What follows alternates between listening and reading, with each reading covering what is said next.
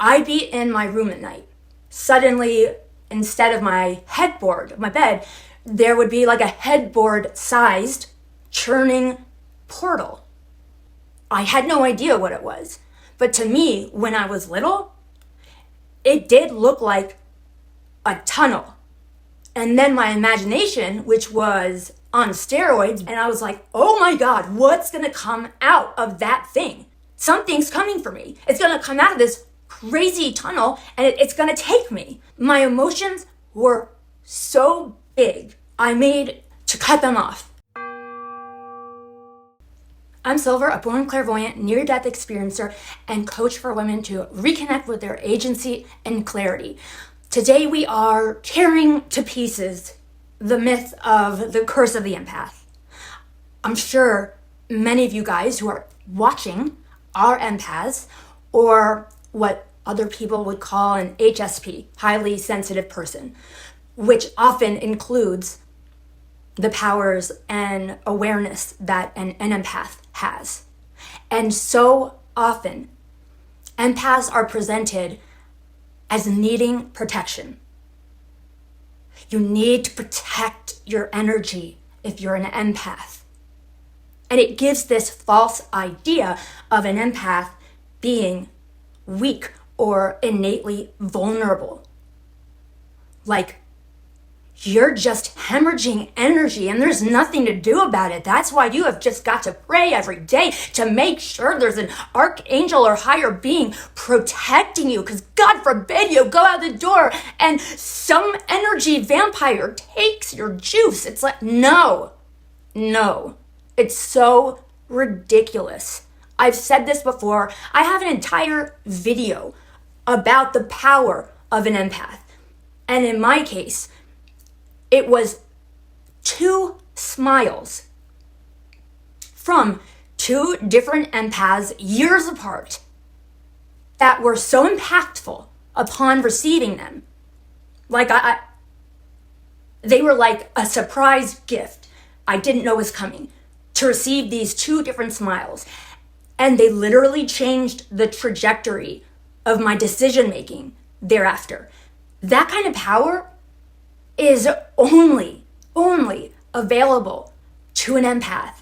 I like to say empaths are the skeleton key to any other consciousness. If you are an empath, you have the power to bridge with any other consciousness in a way that, this is an example, therapists are trained to. For an empath, holding somebody like in your energy in a way that they feel no judgment and they feel safe and able to share with you most likely things they don't talk about with anyone else, or at a minimum with like just their closest friends and family. But as an empath, you could meet someone for the first time at a party and 10 minutes later be like deep into their life, receiving their struggles, their insecurities, what they really think about things that they don't share with others. How can you call that kind of zero judgment, zero a-hole energy weak? Spiritually, that's like the strongest and most healing vibration I can think of. So I want us, like right now, like if you're listening and you're like, yeah, I'm an empath and it's a lot. That's totally normal. If you feel that way, like it's a lot and it's overwhelming and I hate it. If that's your attitude, I want to like put this metaphor on the table. I was an empath. I had no idea what that meant. So when I was little, and I have very good memories, I grew up clairvoyant, so I was truly like viscerally afraid 24/7. I know that sounds dramatic, but it isn't. Because I was told very explicitly, you're not seeing this and you can't talk about it. So my parents were like the end all be all. I was the only child.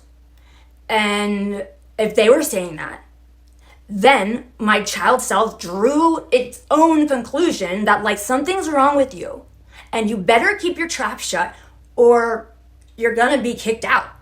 Like you're not gonna be allowed in with the herd. That's how I felt. And my particular church really stressed some things that were like black and white. And I also took that on and was like, yeah, see, something's wrong with me. And God knows it too. So what would happen to me?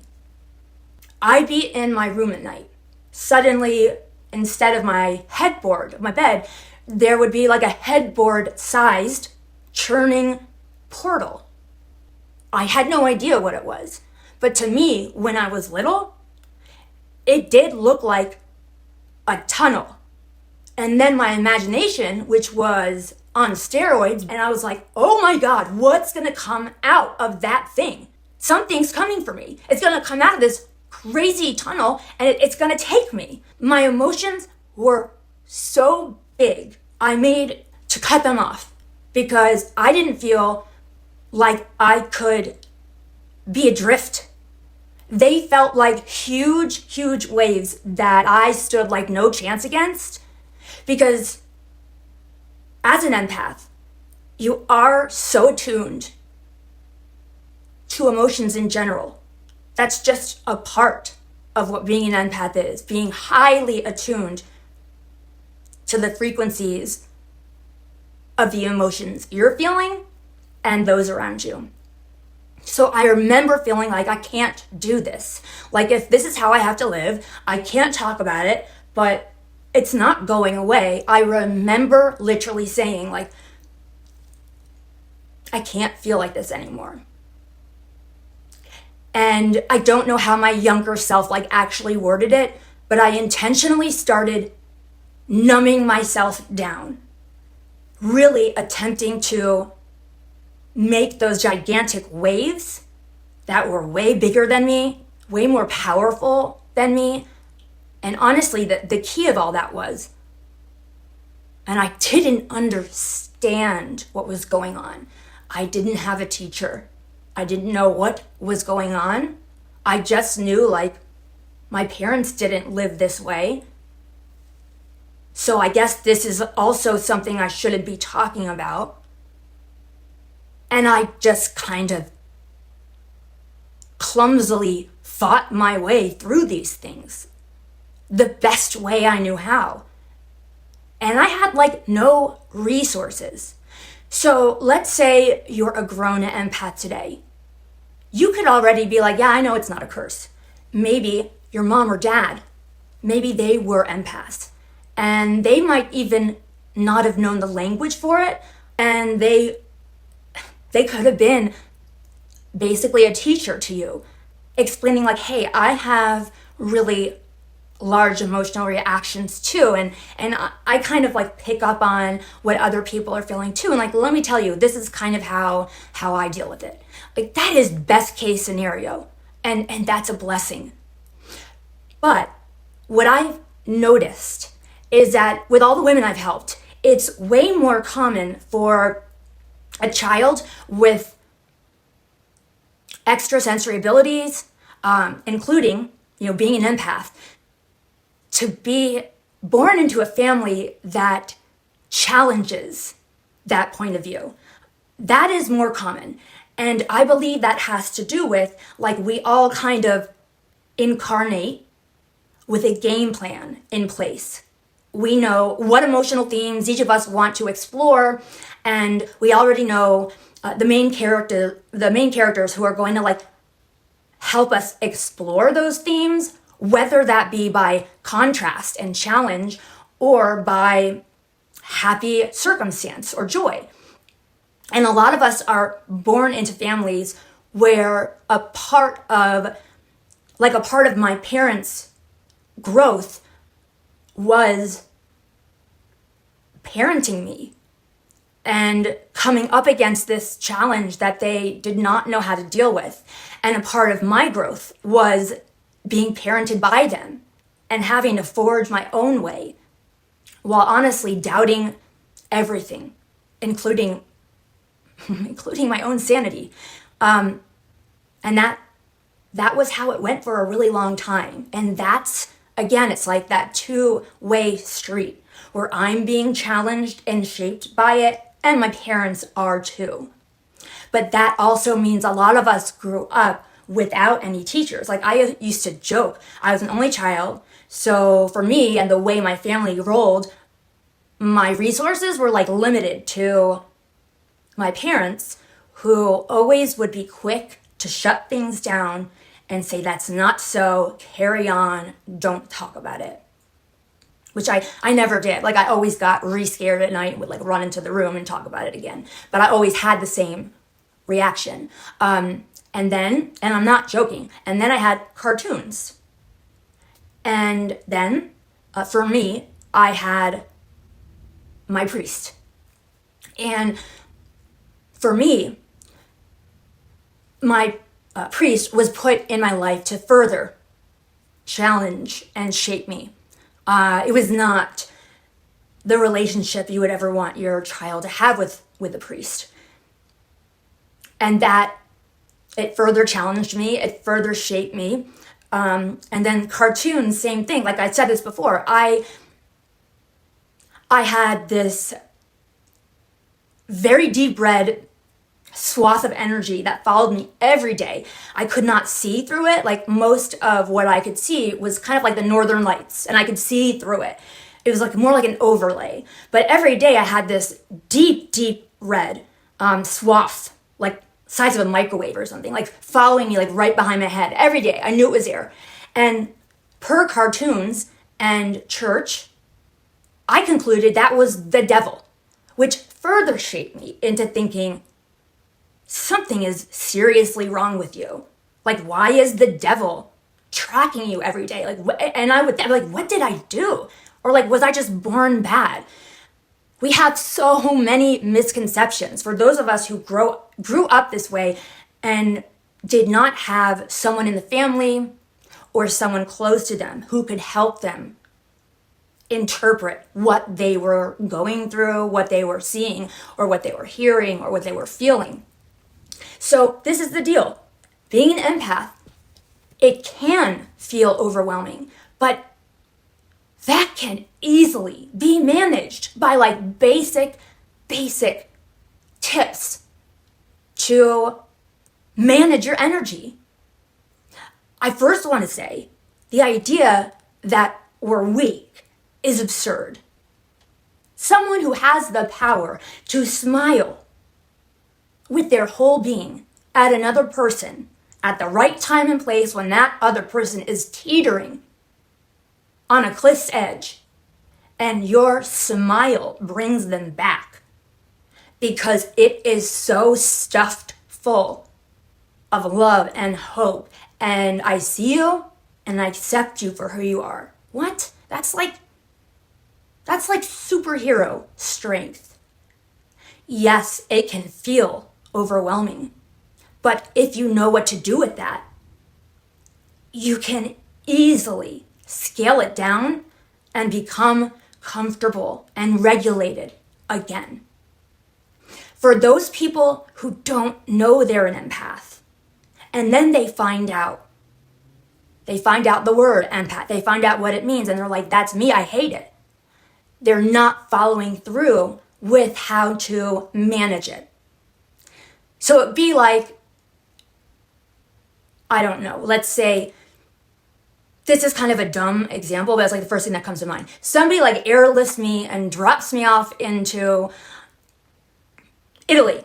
I wake up and I'm in Italy, and like, I understand nothing of what's going on.